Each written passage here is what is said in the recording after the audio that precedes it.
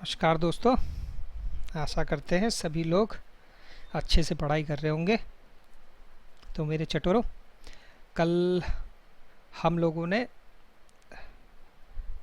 प्रतिशत त्रुटि में प्रयोगात्मक विश्लेषण किया था, वहाँ से आगे प्रारंभ करेंगे।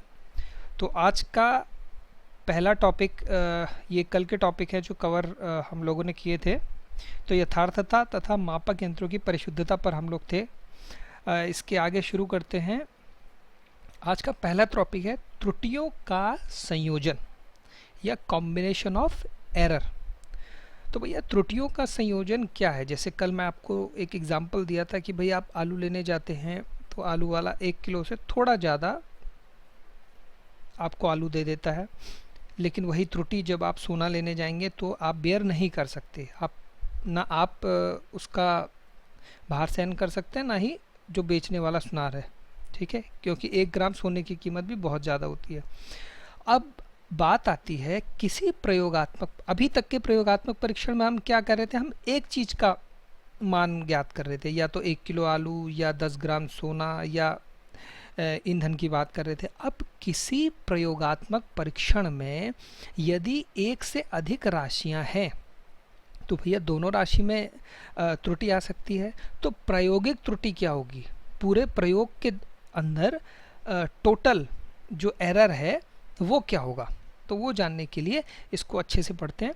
तो देखिए, जब कोई भौतिक राशि, क्या कह रहे हैं, जब कोई भौतिक राशि दो अन्य भौतिक राशियों x और y के योग के तुल्य है, यानी कि यहाँ प्रयोगात्मक परीक्षण में आपका जो रिजल्ट है वो दो राशियों से मिलकर बना है, x और y। अब ये ध्यान रखिए, क्योंकि त्रुटियां सदैव जुड़ती हैं ना कि त्रुटियां घटती हैं, तो त्रुटियों के संयोजन के लिए निम्न नियम काम में लाए जाते हैं। तो कौन से वो नियम है? देखिए, z equal to x plus y. z एक राशि है जो x और y के योग पर निर्भर करती है। ठीक है, अब इनमें सीमांत त्रुटियां डेल्टा x और डेल्टा y हैं। ठीक है, तो भैया x, यदि आप ये समझिए कोई वस्तु का भार है और 100 ग्राम उसका वजन है, इसको तोड़ने में प्रयोगात्मक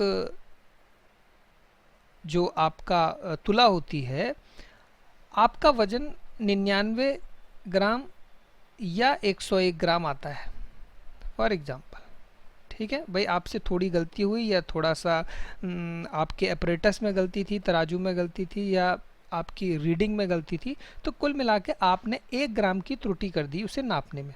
तो भैया डेल्टा एक्स क्या होगा? डेल्टा एक्स होगा आपका 1 ग्राम। ये त्रुटि है। ठीक है, फॉर एग्जांपल ये मैंने आपको बता दिया। तो ऐसे ही z दो राशियों से मिलकर बना है, z बराबर x plus Y.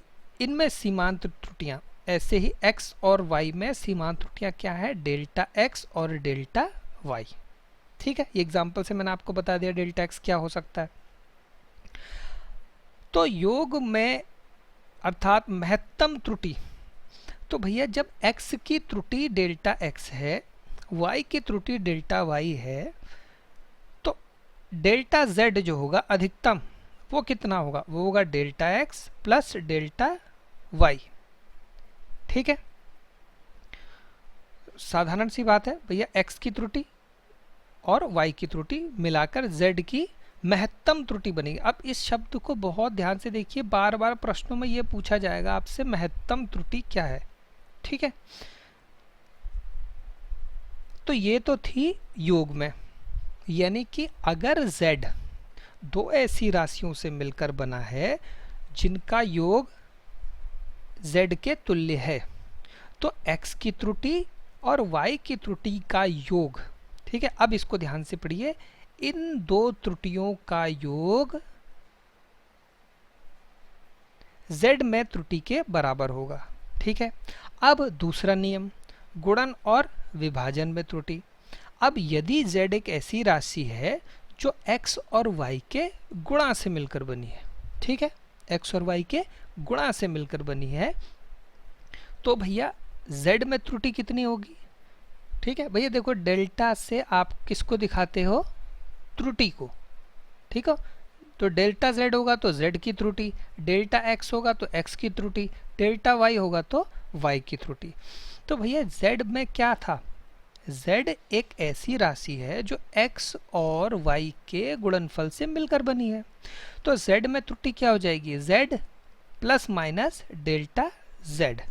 Plus minus क्यों क्यों कहते हैं, जैसे इस एग्जांपल में फिर मैंने आपको बताया भाई 100 ग्राम x का वजन था, हो सकता है दो व्यक्तियों ने प्रयोग किया हो, एक ने उसका द्रव्यमान 99 निकाला हो, दूसरे ने 100 निकाला हो, ठीक है। तो दोनों ही केस में त्रुटि क्या हो गई, 1 ग्राम। भाई कोई कम भी निकाल सकता है, कोई ज़्यादा भी निकाल सकता है, ठीक है। तो जो त्रुटि है, त्रुटि हो गई आपकी x plus delta x, x में त्रुटि गुणा y प्लस डेल्टा y, ठीक है। तो भैया ये दो राशियां हैं a प्लस बी और c प्लस डी, इसका गुणनफल सीधे सीधे कर सकते हैं हम, ठीक है। तो इसका जब आप गुणनफल करोगे, ठीक है, तो इसका गुणनफल देखो क्या आएगा, ये आएगा एक्स वाई, ठीक है, plus minus x x delta y plus minus delta x y plus minus delta x delta y. अब भैया देखो ये राशि तो बहुत छोटी हो गई, डेल्टा एक्स डेल्टा वाई, भाई दो बहुत छोटी राशियों का गुणनफल और छोटा होगा।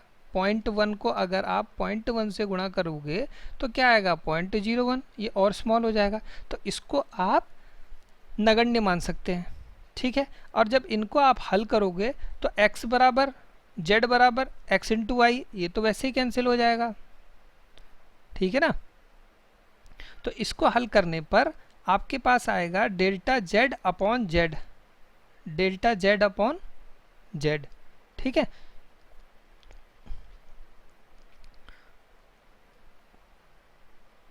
तो ये जो महत्तम त्रुटि होगी आपकी, ठीक है, तो वो क्या हो जाएगी, delta x upon x upon delta y upon y, ठीक है।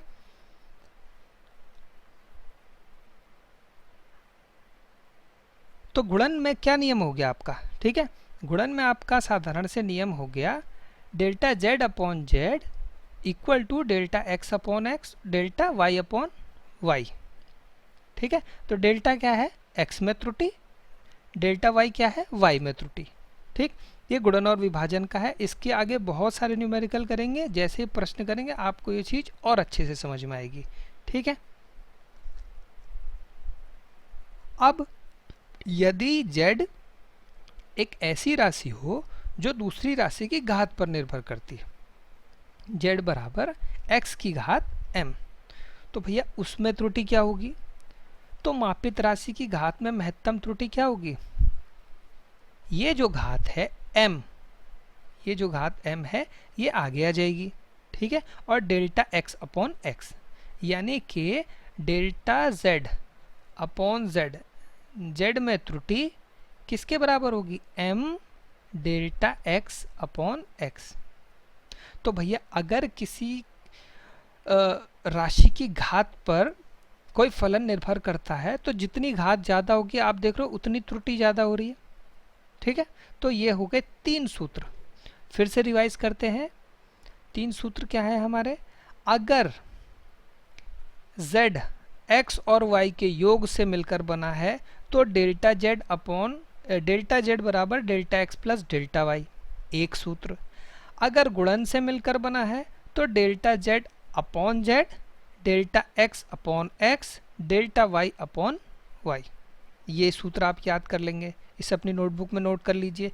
और यदि घात से मिलकर बना है तो डेल्टा z अपॉन z, यानी कि z में अधिकतम त्रुटि क्या हो जाएगी, m delta x upon x। तो ये 3 सूत्र आप याद कर लीजिए, ठीक। न्यूमेरिकल आएगा और अच्छे से क्लियर हो जाएगा ये सब।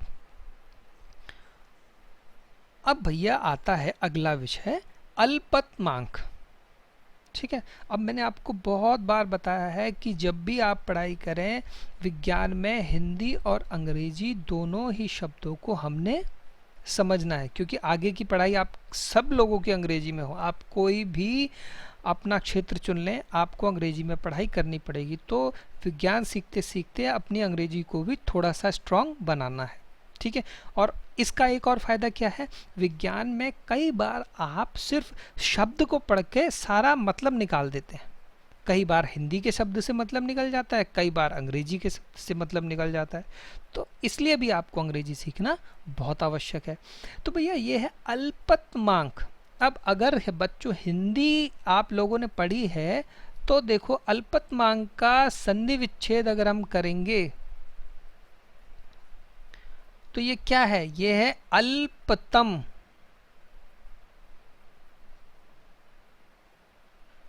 प्लस अंक, अल्पतमांक।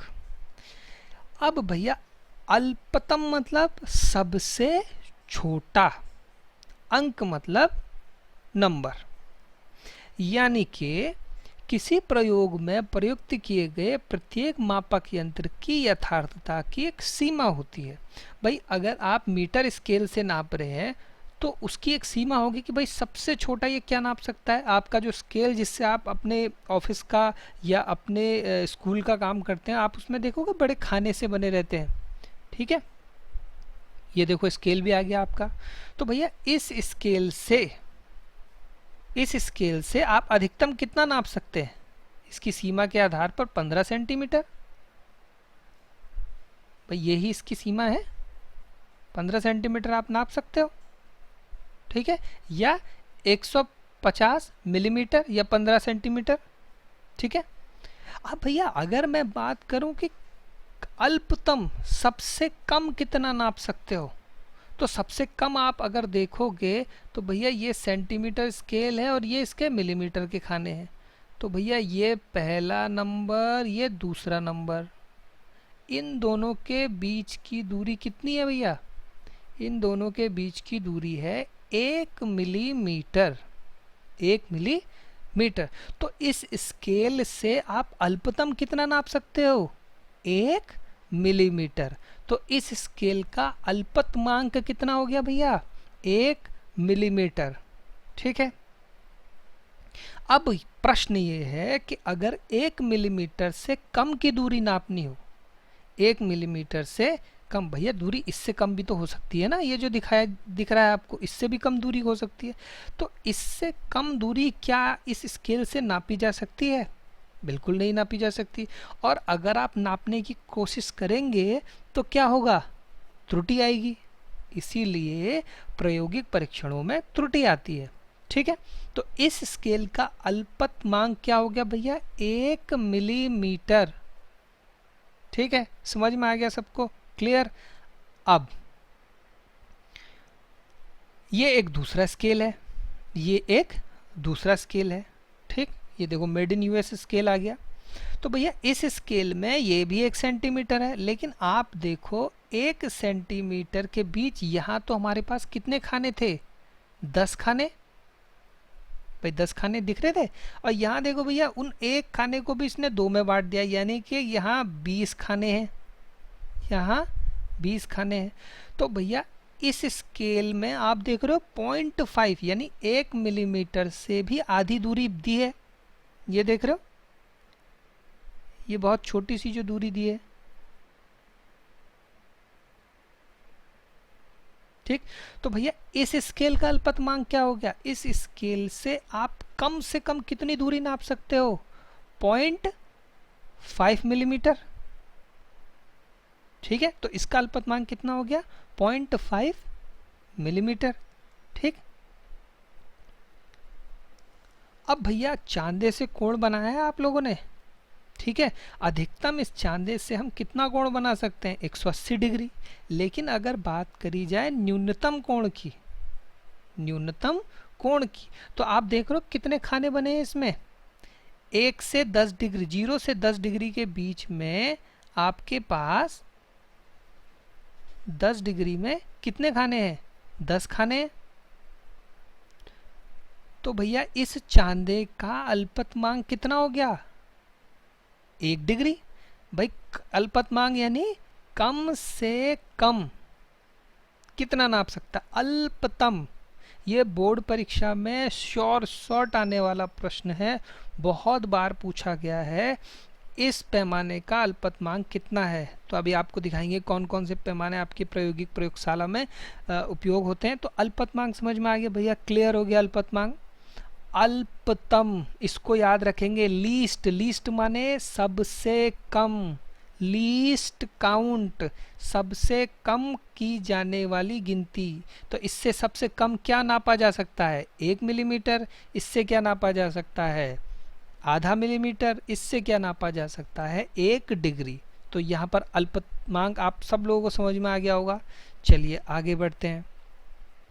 तो ये कुछ स्लाइड्स में मैंने आपके चित्र जोड़े हैं जो आपने किताब में तो पढ़े होंगे, निश्चित रूप से हो सकता है आप में से कई लोगों ने प्रयोगशाला में भी देखे हों।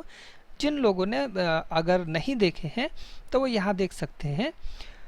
देखिए भौतिक विज्ञान की जो प्रयोगशाला है इंटरमीडिएट के विद्यार्थियों की, वहाँ आप अक्सर वस्तु की चौड़ाई या तार की मोटाई नापने के लिए विभिन्न यंत्रों का उपयोग करते हैं, जैसे वर्नियर कैलिपर्स।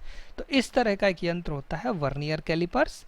ये डिजिटल वर्नियर कैलिपर्स है। जितनी इसके बीच में आप जो है यहाँ अपनी वस्तु को रखते हैं, जैसे कोई सिक्का है या कोई तार है, यहाँ पर आप उसे रखेंगे यहाँ पर, और ये स्केल है जिससे आपको उसकी मोटाई पता चल जाएगी। यहाँ डिजिटल स्केल दिख रहा है आपको, देखिए 10.57 मिलीमीटर। ठीक है, तो इस तरह के डिजिटल वर्नियर कैलिपर्स भी आजकल आने लगे हैं। आप लोग प्रयोगशाला में देखेंगे। इंटरमीडिएट में हो सकता है डिजिटल ना देखने को मिले, लेकिन आगे आने वाली कक्षाओं में आप देख सकते हैं।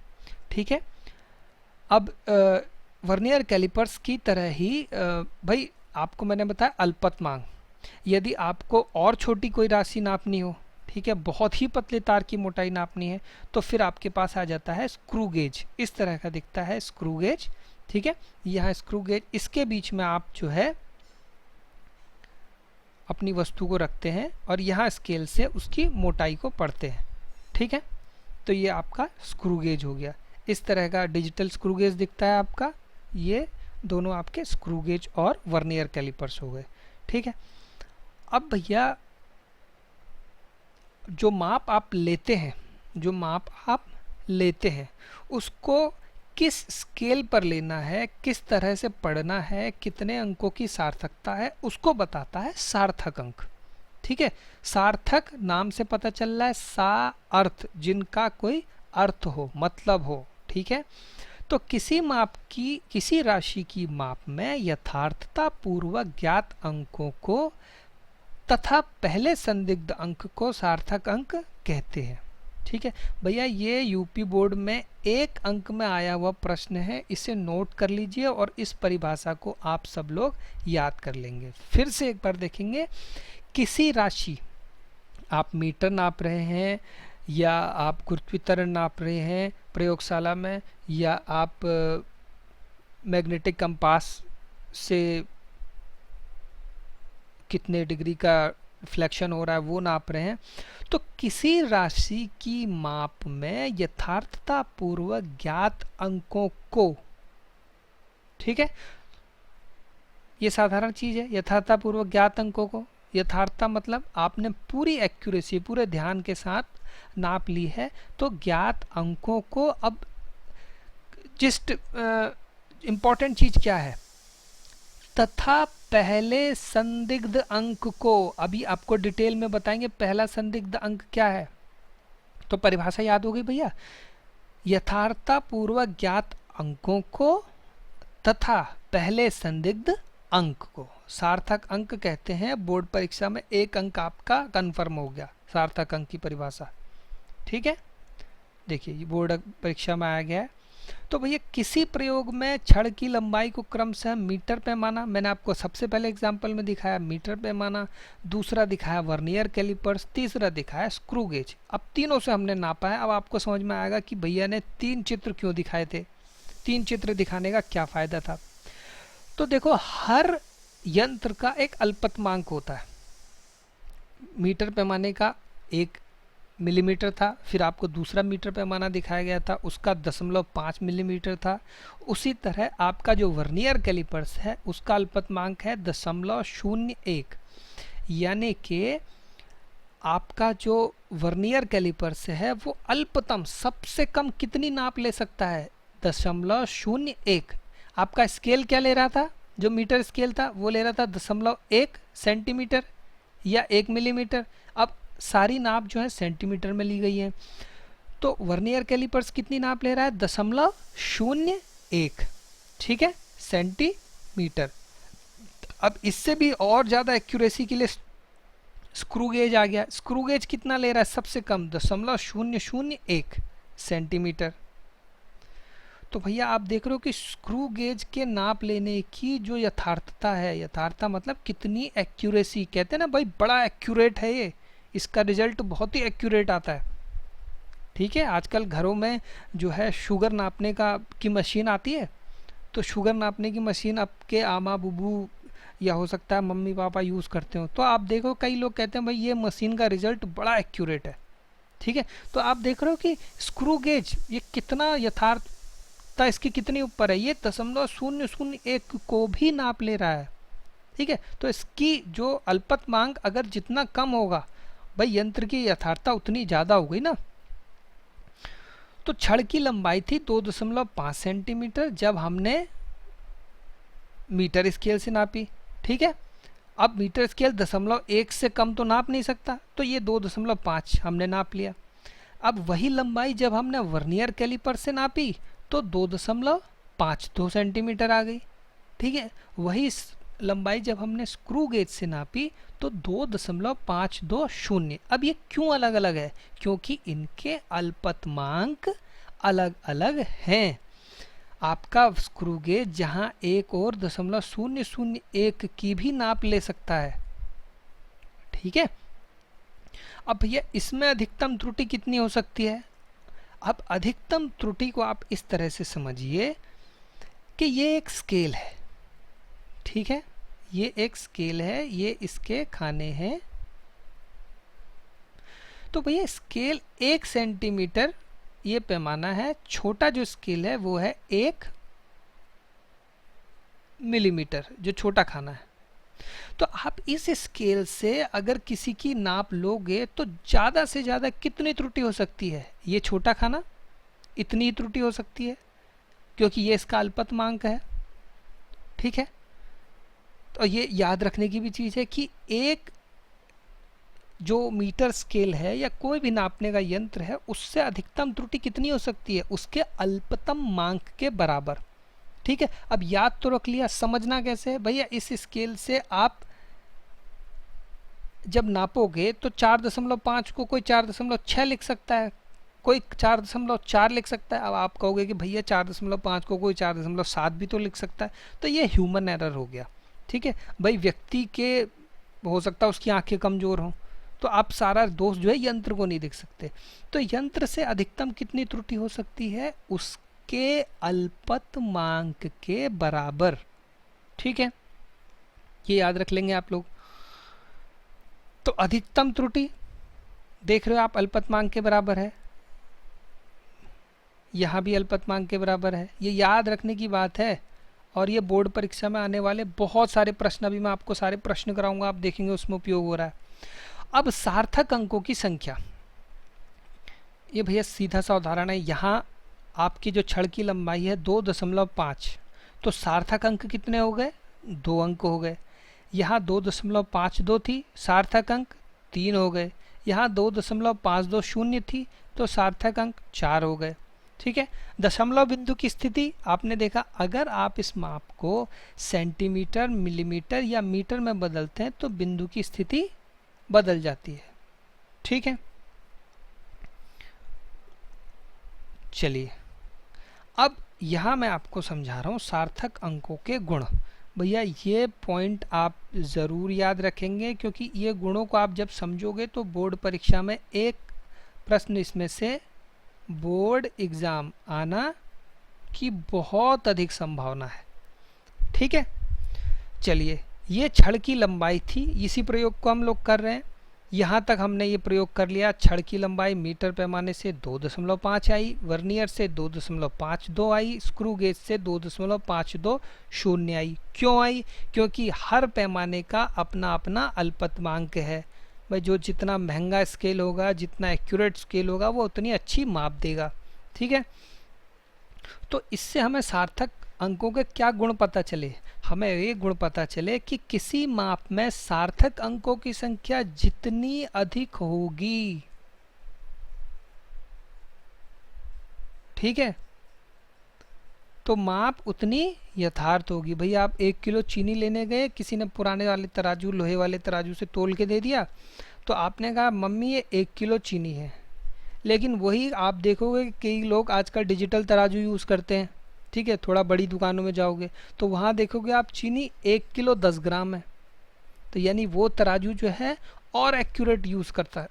तो वहाँ जो दुकानदार है डिजिटल तराजू वाला, वो 10 ग्राम चीनी और कम कर सकता है, यानी कि उसकी 10 ग्राम चीनी बच गई। जबकि लोहे के तराजू वाले को भैया इतनी सुविधा है नहीं कि उसका तराजू बिल्कुल 1 ग्राम भी कम दिखा दे। ठीक है, तो उसकी माप में उतनी अधिक यथार्थता होगी जितनी सार्थक अंक होंगे। ठीक है, किसी माप में सार्थक अंक जितने अधिक होंगे, प्रतिशत त्रुटि उतनी कम होगी। भैया नाम से ही पता चल रहा है त्रुटि। जब आपकी माप बहुत अधिक एक्यूरेट होगी, बहुत अधिक यथार्थ होगी, तो त्रुटि ऑब्वियस सी बात है कम होगी। तो अगर आप त्रुटि के एग्जाम्पल में आपसे पूछूं भाई किस में त्रुटि सबसे कम है, मीटर पैमाने में कम है, वर्नियर कैलिपर्स में कम है, स्क्रू गेज में कम है, तो आपका उत्तर होना चाहिए कि भैया स्क्रू गेज में त्रुटि सबसे कम आएगी, क्योंकि स्क्रू गेज दशमलव के 3 स्थान तक नाप ले रहा है। ठीक है ना। अब सार्थक अंकों की संख्या यंत्र के अल्पतमांक पर निर्भर करती है। ये भी हमें समझ में आ रहा है कि भैया इसका अल्पतमांक 0.001 था, तो इसने 3 अंकों तक नाप ले ली। तो सार्थक अंकों की संख्या किस पर निर्भर करती है? अल्पतमांक पर। चौथा है दशमलव बिंदु की स्थिति का सार्थक अंकों पर कोई प्रभाव नहीं पड़ता। भैया एक ही लंबाई है 2.5 सेंटीमीटर, अब आप उसे सेंटीमीटर कहो, मिलीमीटर कहो, मीटर कहो, किलोमीटर कहो, दशमलव से उसकी नाप पर तो कोई प्रभाव नहीं पड़ेगा। ठीक है, आप ये कहो कि भाई मेरी लंबाई जो है 160 सेंटीमीटर है और कोई दूसरा व्यक्ति कहे मेरी लंबाई 1.60 मीटर है, तो क्या उसकी लंबाई पे कोई फ़र्क पड़ रहा है? तो यही चीज़ है। तो भैया सार्थक अंकों के गुण, ये 4 गुण हैं, इनको याद कर लीजिए। बोर्ड परीक्षा में अगर ये नहीं आया तो आपकी हाजिरली परीक्षा में ये पूछे जाने की संभावना है, या टेस्ट में पूछे जाने की संभावना है। ठीक है, तो सार्थक अंकों के गुण। अच्छा, एक प्रश्न और पूछा जा सकता है, वो क्या है? वो ये है कि भाई मीटर पैमाने का अल्पतमांक कितना होता है, वर्नियर कैलिपर्स का अल्पतमांक कितना होता है, स्क्रू गेज का अल्पतमांक कितना होता है। ठीक है, ये भी पूछा जा सकता है, तो इसको भी नोट कर लेंगे। अब भैया ये है एक सारणी मैंने बनाई है, इसे आप नोट कर लीजिए। इसमें कई उदाहरण मैंने आपको दिए हैं, इनके बेसिस पे आप देखोगे, अगर आपको ये याद है तो आप परीक्षा में आए हुए प्रश्न को देखते ही हल कर लोगे। तो इसमें भैया 5 नियम हैं जिनको हमें समझना है। देखो, एक चीज समझो कि सार्थक अंक यानी कि जिन अंकों का कोई अर्थ हो, कोई सिग्निफिकेंस हो।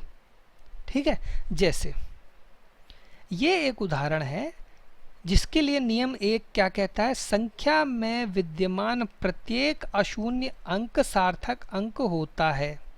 अशून्य यानी 0 के अलावा। तो देखो भैया 6 अंकों से मिलकर संख्या बनी है, सार्थक अंक कितने हो गए? 6। बहुत साधारण एग्जाम्पल। ठीक, अब भैया ये जो दूसरा एग्जाम्पल है 00987, इन जीरो की कोई भूमिका है? अगर ये 0 यहाँ ना भी हो तो इसमें सार्थक अंक कितने हो गए? 4।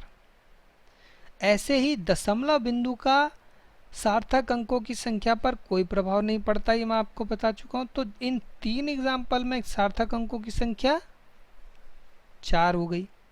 ठीक है, अब दशमलव और दशमलवहीन दोनों प्रकार की संख्याओं में अशून्य अंकों के बीच आने वाले शून्य अंक। अब भैया अशून्य अंकों के बीच आने वाले शून्य अंक, समझ रहे हो, अशून्य अंकों के 4 और 3 के बीच ये 0 आ रहा है ना, तो ये सार्थक होगा। भाई ऑब्वियस सी बात है, ये इसकी जब आप गिनती करोगे तो 2,40,301 हो गया ना, ये 0 घटा दोगे तो ये 24,000 हो जाएगा, तो ये सार्थक है।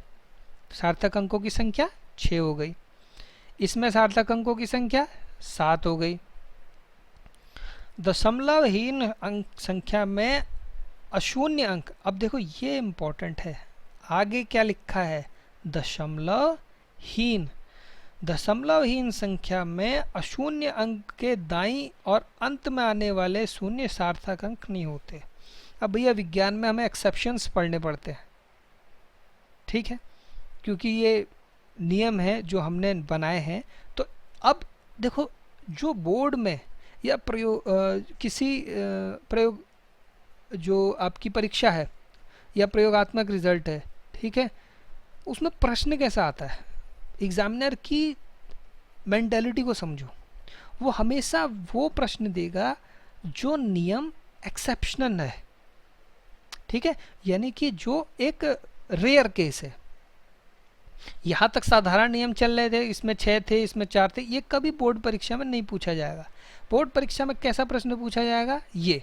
अब आप कहोगे भाई 3,45,000, हाँ जीरो का सिग्निफिकेंस तो है, जीरो का अगर हम हटा देंगे तो 345 हो जाएगा, लेकिन नियम को पढ़िए, यहाँ दशमलव नहीं है, यहाँ दशमलव नहीं है। तो दशमलवहीन संख्या में अशून्य अंक के दाईं ओर आने वाले शून्य अंक सार्थक नहीं होते। तो इसमें आपको सार्थक अंकों की संख्या 6 नहीं लिखनी है, 3 लिखनी है। क्यों? पहले तो संख्या क्या है, दशमलवहीन है, और सारे शून्य क्या है, एक साथ हैं, पीछे हैं, बीच में नहीं है ना शून्य के, जैसे यहाँ थे, ठीक है। तो ये नियम याद रखो, ये इंपॉर्टेंट हो गया। ऐसे सवाल जहाँ थोड़ा सा आपको दिमाग घुमाना है वो आपसे परीक्षा में पूछे जाएंगे। अब फिर इस पर एक एक्सेप्शनल नियम आ गया, यानी अपवाद आ गया, ठीक है। तो अपवाद को ही परीक्षा में ज़्यादातर पूछा जाता है, क्योंकि परीक्षक भी ये जानना चाहता है कि भैया आपने गहराई से पढ़ा है, आपने सारे अपवादों को पढ़ा है। अब देखो नियम 3 का एक और अपवाद आ गया जो महत्वपूर्ण नोट में हमने लिखा है, अगर दी हुई संख्या किसी वास्तविक माप पर आधारित हो, जैसे पृथ्वी की त्रिज्या। पृथ्वी की त्रिज्या कितनी है? पृथ्वी की त्रिज्या इकाई, दहाई, सैकड़ा, हजार, 10,000, लाख, 10 लाख, 63,71,000 मीटर, 63,71,000 मीटर, ठीक है।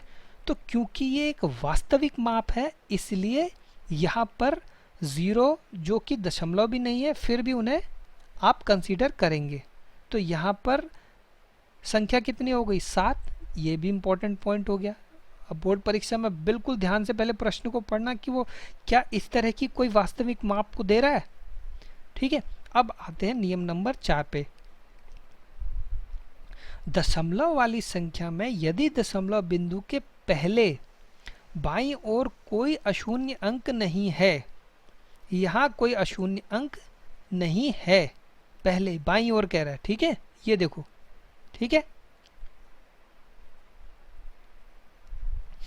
तो दशमलव बिंदु के बाद आने वाले अशून्य अंक से पहले के सभी शून्य सार्थक नहीं होते। भैया ये फिर एक अपवाद नियम आ गया, ये भी इम्पोर्टेंट है, ठीक है। आप क्या करो, अपनी कॉपी में ये नियम लिख लो, जो मैं इंपॉर्टेंट बता रहा हूँ, उदाहरण के साथ लिख लो, ठीक है। आपको याद रहेंगे, 1 सेकंड आपको रिवाइज करने में लगेगा जब भी आप करोगे, ठीक है। तो देखो, दशमलव के बाईं ओर, दशमलव के पहले बाईं ओर ये जो 0 है अशून्य नहीं है, ये अशून्य नहीं है, ठीक है। तो यहाँ पर इन 0 को भी कोई सार्थकता नहीं है, ठीक है। ये एक एग्जाम्पल और हो गया इंपॉर्टेंट 3। अब दशमलव संख्या में दशमलव बिंदु के बाद अंत में अशून्य अंक के दाईं ओर, ठीक।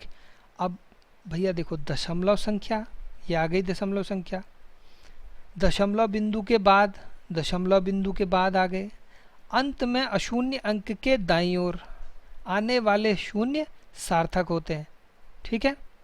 यानी कि इस एग्जाम्पल में आप देखो, भैया दशमलव बिंदु के दाईं ओर आने वाले शून्य कह रहे हैं, ठीक है। तो ये क्या हो गया 6, ये क्या हो गया सार्थक अंक 4। अब यहां पर आ गया फिर से एक्सेप्शन, दशमलव बिंदु के दाईं ओर क्या है 0, ये वाला नियम फिर लग गया, ठीक है। देखो सेम नियम लग रहा है इनमें, इसमें और इसमें, ठीक है। तो यहाँ सार्थक अंकों की संख्या कितनी हो गई 4, और यहाँ सार्थक अंकों की संख्या कितनी हो गई 4। तो उदाहरणों के साथ फिर से थोड़ा रिपीट करके देखेंगे, आप हो सकता है आप कंफ्यूज हो रहे हो और थोड़ा सा ये एक डाइसी सी सिचुएशन क्रिएट कर रहा है, लेकिन आप जब एक बार, दो बार, 3 बार इस चार्ट को रिपीट करोगे, पढ़ोगे, उदाहरणों को देखोगे, तो आपको समझ में आएगा कि साधारण है, ठीक है। आप बोर्ड परीक्षा का सवाल देखते हैं, अब इसके बाद जब सवाल आएंगे तब आपको इस चार्ट को मैं रेफर करूंगा, आप देखेंगे चार्ट देखते ही आप सवाल का हल निकाल सकते हैं, ठीक है। तो भैया ये हो गए सार्थक अंकों की संख्या ज्ञात करने के नियम। इस स्लाइड की फ़ोटो ले लो जिसके पास फ़ोन है, ठीक है। कहीं बाहर जाते हो इस तरह से आपको पढ़ाई अपनी जो है, कहीं भी चलते फिरते आपको इस तरह से, अगर आपके पास फ़ोन है तो कोई फालतू का वीडियो, कोई फालतू की चीज़ नहीं देखनी है, इस तरह से अपनी पढ़ाई के स्क्रीनशॉट्स रख लीजिए, फ़ोटो रख लीजिए। अब आपने इसको अगर 1 मिनट के लिए आप रिवाइज़ करेंगे चलते फिरते भी, तो आप देखोगे सारे सार्थक अंकों के जो नियम है वो आपके रिवाइज हो जाएंगे। तो इस तरह से आपको बार बार रिवाइज करना है, जितनी बार आप चीज़ों को रिवाइज करोगे, तो विज्ञान में इतना विस्तार है, ये सागर की तरह, ठीक है। जो बच्चा रिवाइज नहीं करेगा, रिवीजन नहीं करेगा, दोहराएगा नहीं, उसका क्या है, दिमाग से एक चीज़ के ऊपर दूसरी चीज़ ओवरलैप होती जाएगी। आप एक पार्ट पढ़ोगे, पिछला भूलते रहोगे। तो विज्ञान को अपडेट रखने का सबसे आसान तरीका, आप रिवीजन करिए, ठीक है। इस तरह आपका नोट है, आप बस उसे देख लीजिए। अब आप कहोगे कि भैया रिवीजन ही करते रहूँगा तो मैं आगे कैसे पढ़ूंगा। आप रिवीजन के लिए 5 मिनट का समय रखिए, सुंदर नोट्स बनाइए, इतने सुंदर साफ सुथरे नोट्स होने चाहिए कि 5 मिनट में आप उनका रिवीजन कर लें, ठीक है। चलिए आगे बढ़ते हैं। अब आया उदाहरण नंबर 1, उदाहरण नंबर 1, ठीक है। कांच की एक प्लेट की लंबाई 4.5 सेंटीमीटर, चौड़ाई 2.5 सेंटीमीटर है। प्लेट के क्षेत्रफल में हुई अधिकतम त्रुटि को बताइए, ठीक है। अब भैया ट्रिक है इस सवाल में, धीरे धीरे आप जब करोगे आपको समझ में आएगा। अभी हो सकता है कई लोगों को समझ ही नहीं आ रहा हो कि भैया कहाँ से शुरू करूँ। तो भैया सबसे पहले विज्ञान में चीज़ों को आसान करने का तरीका है चित्र बनाइए। ये आपने प्लेट का चित्र बना दिया, ये 4.5 सेंटीमीटर हो गया, ये 2.5 सेंटीमीटर हो गया, ठीक। क्या पूछ रहा है, प्लेट का क्षेत्रफल पूछ रहा है। अब भैया प्लेट का क्षेत्रफल का क्या सूत्र होता है, आयताकार प्लेट है, क्षेत्रफल क्या हो जाएगा भैया, लंबाई गुणा चौड़ाई,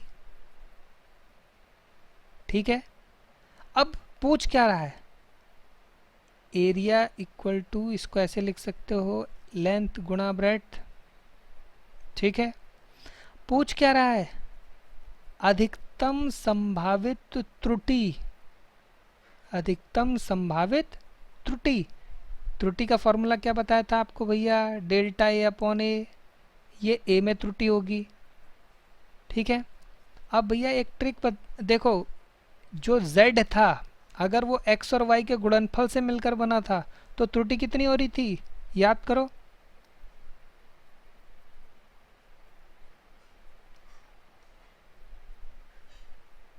ये देखो चित्र, आपको मैंने हिंट देने के लिए शुरू के सवालों में, ये देखो याद आ रहा होगा आपको, डेल्टा z अपॉन z, जब गुणनफल से गुणन और विभाजन में महत्तम त्रुटि, delta x upon x plus delta y upon y। तो ऐसे ये क्या हो जाएगा, delta l upon l, delta b upon b। अब भैया डेल्टा l क्या था, डेल्टा l था क्या, लंबाई में नापी गई संभावित त्रुटि। अब फिर से उस स्केल वाले चित्र को याद करो और देखो लंबाई कितनी नाप रहा है, वो लंबाई नाप रहा है 4.5 सेंटीमीटर। अब भैया यहाँ पर एक ट्रिक है जो आपको बिल्कुल कंठस्थ करनी है। अगर प्लेट की लंबाई 4.5 सेंटीमीटर है तो जिस स्केल से इसे नापा है उसका अल्पतमांक कितना हो जाएगा, 0.1 सेंटीमीटर। क्योंकि आप देखो 0.5 दशमलव के बाद एक स्थान तक नाप रहा है ना वो आपकी लंबाई, तो अल्पतमांक जिससे आपने नापा है कितना हो गया, 0.1 सेंटीमीटर। यही ये ट्रिक थी इस सवाल में, ठीक है। उसी तरह चौड़ाई में भी क्या हो गया, 0.1 सेंटीमीटर, क्योंकि दशमलव के एक स्थान तक नाप रहा है, ठीक है। अब भैया लंबाई और चौड़ाई नापने में संभावित त्रुटि की दोनों में कितनी होगी, 0.1 सेंटीमीटर, ठीक है। प्लेट का क्षेत्रफल L गुणा B, समीकरण 1, ठीक। तो भैया डेल्टा A अपॉन ए, ये मैंने देखो एक चित्र बनाया, तो ये कितना हो जाएगा, 1/4.5 प्लस, अब क्योंकि त्रुटि निकाल रहे हो आप, 1/2.5, ठीक है। तो इनको हल करने के लिए क्या है, देखिए दशमलव से दशमलव एक ही स्थान पर है, ये हट जाएगा, तो आपका उत्तर क्या हो जाएगा, 1/45 प्लस 1/25, इन दोनों का योग। तो इन दोनों को जब आप हल करोगे तो ये आएगा 0.02, 0.04, ठीक है। तो डेल्टा A अपॉन ए का मान कितना आ गया, 0.06। ये देखो आप, डेल्टा A अपॉन ए का मान कितना आ गया इन दोनों को हल करके, 0.06। भैया जिनको ये हल करना नहीं आ रहा है वो देखिए, ये बहुत इम्पॉर्टेंट है। ये भिन्नों को हल करने की बहुत साधारण तकनीक है जो आप कक्षा 6, 7, 8 में पढ़ के आए हों। अगर किसी एक भी व्यक्ति को ये नहीं आ रहा है तो वो अपने मित्रों से, दोस्तों से सीखिए इसको, क्योंकि ये बहुत बेसिक चीज़ है और आगे आने वाले सवालों में ये हमें हल करनी पड़ेगी। फिर भी अगर किसी को दिक्कत है तो मैं कोशिश करूँगा इसके लिए आपका एक छोटा सा वीडियो बना के अपलोड कर दूँ, ठीक है। तो भैया डेल्टा A अपॉन ए कितना आ गया, 0.06, ठीक है। तो डेल्टा A का मान कितना हो गया, 0.06 गुणा A, ठीक है। और A क्या था, लंबाई गुणा चौड़ाई, क्षेत्रफल। इस तरह से आपने L गुणा B की वैल्यू रख दी। तो भैया डेल्टा A क्षेत्रफल में कितनी त्रुटि आ गई, 0.675 सेंटीमीटर स्क्वायर। ये आपका उत्तर हो गया, ठीक है। बहुत सिंपल सी चीज़ है, ठीक। ट्रिक क्या थी, आपने सब केवल ये देखना है कि भैया लंबाई में त्रुटि कितनी होगी, वो आपको लंबाई की माप से पता चल जाएगा, ठीक। चौड़ाई में त्रुटि कितनी होगी, ये पहली ट्रिक थी। दूसरी ट्रिक थी, क्षेत्रफल किससे मिलकर बना है, लंबाई और चौड़ाई से, यानी गुणनफल से। गुणनफल में महत्तम त्रुटि कितनी होती है, दोनों के योग के बराबर, ठीक। चलिए आते हैं दूसरे सवाल पर, ठीक। अब दूसरा सवाल कहता है कि किसी तनी हुई डोरी के तनाव बल में 10% की वृद्धि देने पर, 10% की वृद्धि कर देने पर उसमें बनने वाली अनुप्रस्थ तरंग की चाल में कितने प्रतिशत परिवर्तन हो जाएगा, ठीक है। अब हो सकता है आपके सर के ऊपर से सवाल निकल गया हो कि भैया तनाव बल क्या होता है, ये तो अभी पढ़ा ही नहीं है, अनुप्रस्थ तरंग क्या होती है। तो भैया ये जैसे जैसे आपका कोर्स आगे बढ़ेगा ये सारे सवाल आपके कोर्स में आएंगे, लेकिन अभी चूंकि हमारा उद्देश्य है प्रतिशत त्रुटि को समझना, ठीक है।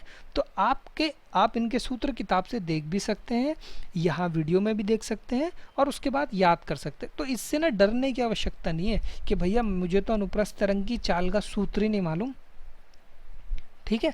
तो सूत्र अभी आप याद कर लोगे, जैसे जैसे आप आगे चलोगे, या अगर देखो अनुप्रस्थ तरंग आपकी बोर्ड परीक्षा में, बोर्ड परीक्षा नहीं, आपकी हाफ ईयरली परीक्षा में ये प्रश्न आता है तो आपको सूत्र नीचे दिया रहेगा, ठीक है। तो अब आप देखो सूत्र क्या है, तनी हुई डोरी में बनने वाली अनुप्रस्थ तरंग की चाल का सूत्र है v बराबर अंडर रूट, ठीक है, under root t upon m, t बट्टे एम, ठीक है। टी बटे एम को ऐसे लिख सकते हैं 1/2। तो यहाँ पर टी क्या है, टी है तार में तनाव, ठीक है। एम है एकांक लंबाई का द्रव्यमान, तार के एकांक लंबाई का द्रव्यमान, जो कि हमेशा क्या रहेगा, नियत। तो भैया इस प्रयोग में अब ट्रिक क्या है, ठीक है। देखो सूत्र से सबसे पहले मैंने बता दिया, घबराने की जरूरत नहीं है, सूत्र आपको दिया रहेगा, ठीक है। अगर आपका कोर्स पूरा हो जाता है और फाइनल बोर्ड परीक्षा में ये प्रश्न आता है तो वहाँ पर आपको सूत्र याद करना है, लेकिन हाफ ईयरली परीक्षा में सूत्र दिया रहेगा, ठीक है। फिर भी आपको याद करना है, ये आज मैंने बता दिया आपको। तरंग का सूत्र क्या है, v बराबर अंडर रूट टी बट्टे एम। टी क्या है, तनाव, और m क्या है, एकांक, यानी 1 मीटर तार का द्रव्यमान। ये कांस्टेंट रहेगा, ठीक है। चलिए, v के मान में भिन्नात्मक त्रुटि जब केवल तनाव बल में वृद्धि की जाती है, ठीक है। अब ये कह रहे हैं v में कितनी त्रुटि होगी अगर तनाव बल में वृद्धि की जाती है। तो भैया एक सूत्र आपको बताया था यहाँ पे, अगर z x की पावर m है तो भैया डेल्टा z अपॉन z कितना था, घात आगे आ जाती है, ये बताया था आपको, याद आया सूत्र, इसी का यहाँ उपयोग होगा। तो भैया डेल्टा v अपॉन v, अच्छा त्रुटि को प्रतिशत त्रुटि में बदलने के लिए क्या करते थे, 100 से गुणा करते थे। अब क्योंकि प्रतिशत में दिया है इसलिए हम यहाँ 100 से गुणा कर रहे हैं, ठीक है। अब आप देखो ये घात जो है 1/2 आगे आ गई।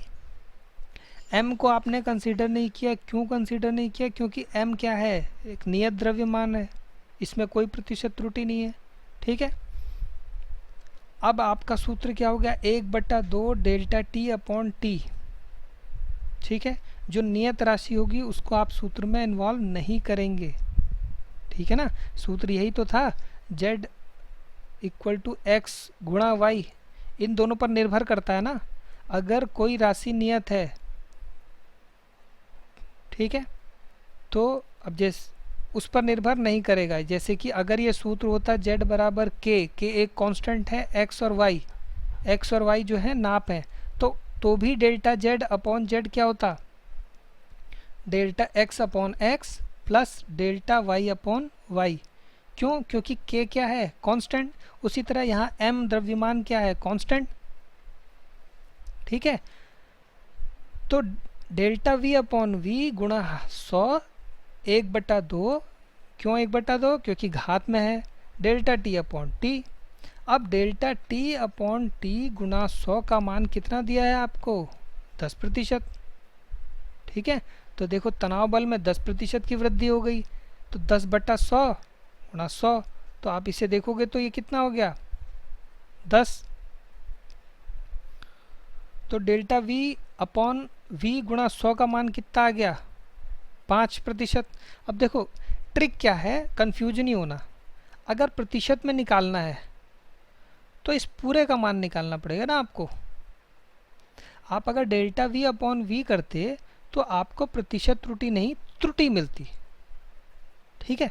फर्क क्या है, अगर आप डेल्टा v अपॉन v का मान निकाल रहे हो तो ये क्या हो गया, ये तो हो गई आपकी त्रुटि। आप डेल्टा v अपॉन v गुणा 100 का मान निकाल रहे हो तो ये क्या होगी भैया, आपकी प्रतिशत त्रुटि। पर इतना ही ध्यान रखना है आपको, ठीक है। तो प्रतिशत त्रुटि कितनी आ गई, 5%, ठीक है। क्लियर हो गया। एक बार फिर से सवाल को अच्छे से देखिए, अभी हो सकता है कंफ्यूजन हो क्योंकि सूत्र नया है और पहली बार कर रहे हैं, ठीक है। लेकिन धीरे धीरे जितने उदाहरण करेंगे ये क्लियर होता चलेगा। आते हैं अगले उदाहरण पर। सोने के एक टुकड़े का द्रव्यमान 10 मिलीग्राम दिया गया है, इसके मापन में अधिकतम त्रुटि कितनी होनी चाहिए। ठीक है, अब भैया ट्रिक है, ना दशमलव दिख रहा है ना कुछ दिख रहा है, भैया कैसे इसका अल्पतमांक निकालूं। यही ट्रिक है, आपको सवाल में एग्जामिनर ने घुमाया है, अल्पतमांक नहीं दिया गया है आपको, कैसे त्रुटि निकालोगे। तो भैया द्रव्यमान कितना दिया है, 10 मिलीग्राम। ठीक है, तो इसका अल्पतमांक कितना हो गया, दशमलव तो है नहीं, तो सोचिए कितना हो गया। इसका अल्पतमांक होगा 1 मिलीग्राम। भाई 10 के बाद क्या आएगा 11, 10 के पहले क्या आएगा 9। भाई आप देखो, अगर ये 10.5 होता तो इससे पहले आता 10.4, इसके बाद आता 10.6, तो अल्पतमांक इन दोनों के बीच की दूरी कितनी हो गई थी, 0.1। अब इस उदाहरण में देखो क्या दिया है 10 मिलीग्राम, तो इससे पहले क्या होगा 9, क्योंकि दशमलव के बाद तो ये नापने में सक्षम है ही नहीं, जैसे इसके द्रव्यमान को देखते ही लग रहा है। और इसके बाद क्या आएगा 11, तो यहाँ अल्पतमांक क्या हो जाएगा 1। यही इस सवाल में ट्रिक है। ठीक है, 4 ऑप्शन आपको दे दिए। ठीक, तो अल्पतमांक अब आपको पता चल गया कि भैया कम से कम जिससे भी ये नाप रहा है उसका अल्पतमांक होगा 1। ठीक है, अब अल्पतमांक अगर 1 होगा तो त्रुटि कितनी हो जाएगी, डेल्टा x अपॉन x, ये त्रुटि हो जाएगी, यानी कितनी हो जाएगी 1/10, ये त्रुटि हो जाएगी। अब मैंने आपको बताया प्रतिशत त्रुटि निकालनी है तो क्या करोगे, डेल्टा x/x गुणा 100 भी करोगे, दोनों साइड अगर 100 गुणा करोगे तो ऐसा कुछ सूत्र बन जाएगा। इस 10 से 100 को काटोगे तो भैया आपका उत्तर क्या आ गया 10%। त्रुटि कितनी हो गई 10%। ट्रिक क्या थी, अल्पतमांक। ठीक है, तो ये क्या हो गई आपकी 10% त्रुटि हो गई यहाँ पे। ठीक है, हो गया भैया। अब आते हैं अगले उदाहरण पर। उदाहरण संख्या 4 बोर्ड परीक्षा 2009 में आया हुआ प्रश्न है। अब किसी वर्ग की भुजा को नापने में 3% की त्रुटि होती है, 3% की त्रुटि होती है। क्षेत्रफल परिकलन में क्या त्रुटि होगी। सबसे पहले देखो किसका त्रुटि पूछ रहा है, क्षेत्रफल। वर्ग का क्षेत्रफल क्या होता है, भुजा का स्क्वायर, पता है आपको। तो एरिया बराबर L स्क्वायर। ये सूत्र किस पर लग रहा है, सोचो जरा, याद करो। Z बराबर x की पावर m जैसा लग रहा है ये। ठीक है, तो क्या था डेल्टा Z अपॉन Z। त्रुटि, ये क्या है त्रुटि, प्रतिशत त्रुटि नहीं है। प्रतिशत त्रुटि कब होगी, जब 100 से गुणा करेंगे, m delta x upon x। ऐसे ही इस सूत्र को यहाँ अप्लाई करो तो जरा, डेल्टा a अपॉन a बराबर 2 घात है, आगे आ गई simple, delta l upon l हो गया। ठीक, हो जाएगा। अब देखते हैं, 4 ऑप्शन है आपके पास, देखो किसने कर लिया है। इतना मैंने आपको बता दिया है, जो कर सकता है वीडियो को पॉज करो, हल करने की कोशिश करो, 1 मिनट है आपके पास। ठीक है, तो भैया ट्रिक क्या थी, ये मैंने आपको बता दी। Z बराबर x की घात m, क्षेत्रफल बराबर भुजा का स्क्वायर, क्षेत्रफल में त्रुटि 2 गुणा भुजा में त्रुटि, भैया घात आगे आ गई, तो 2 गुणा भुजा में त्रुटि कितनी है 3%, तो क्षेत्रफल में त्रुटि कितनी हो जाएगी 6%। उत्तर क्या हो गया A। बोर्ड परीक्षा में 1 अंक कन्फर्म। ठीक है, चलिए आगे बढ़ते हैं। उदाहरण नंबर 5। ठीक है। एक घन की भुजा को मापने में 2% की त्रुटि होती है, घन के आयतन के परिकलन में प्रतिशत त्रुटि क्या होगी? 2 बार बोर्ड परीक्षा में पूछा गया प्रश्न है, 2012 और 14। बिल्कुल पिछले प्रश्न की तरह है, दिमाग लगाइए कैसे करना है। पॉज करिए वीडियो को, खुद करने की कोशिश करेंगे। यूपी बोर्ड 2012-14 का प्रश्न, तो भैया पूछ क्या रहा है? घन के आयतन में, तो घन का आयतन कितना होता है? V वॉल्यूम, भुजा का क्यूब, ठीक है। तो डेल्टा V अपॉन V क्या हो जाएगा? फिर z बराबर x की पावर m का सूत्र लग रहा है इसमें, ठीक है। तो क्या हो जाएगा? 3 डेल्टा L अपॉन L, ठीक। वीडियो पॉज करिए, सवाल करने की कोशिश करिए। 4 ऑप्शन आपके सामने है, 1%, 2%, 3%, 6%। दिमाग लगाइए, ट्रिक आपको बता दिए। तो घन का आयतन, भुजा का क्यूब, आयतन में त्रुटि 3 गुणा भुजा में त्रुटि, क्यों? क्योंकि 3 घात है, घात आगे आ जाएगी। 3 गुणा 2%, उत्तर हो गया 6%, ठीक है। तो भैया ये कुछ उदाहरण थे जो हमने आज करे, ठीक है। इसके बाद कम से कम 15-20 उदाहरण इसके और हैं जो मैं आपको कराऊंगा बोर्ड परीक्षा और आपकी प्रायोगिक परीक्षाओं में, ठीक है, जो आए हुए हैं, जिससे आपका कॉन्फिडेंस बढ़ेगा। यहाँ पर अभी ये सेशन को एंड कर रहे हैं, ठीक है। और आपको क्या करना है, जितने सवाल मैं करा रहा हूँ उदाहरण, उनको करते हुए जितने हो सके अधिक से अधिक न्यूमेरिकल करने हैं। मेरी एक बात कंठस्थ कर लीजिए, जो बच्चा सबसे ज़्यादा न्यूमेरिकल करेगा उसकी थ्योरी अपने आप मजबूत होती चलेगी। विज्ञान पढ़ने का सिर्फ और सिर्फ एक तरीका है, आप थ्योरी पढ़िए और जितने हो सके अधिक से अधिक सवाल करिए।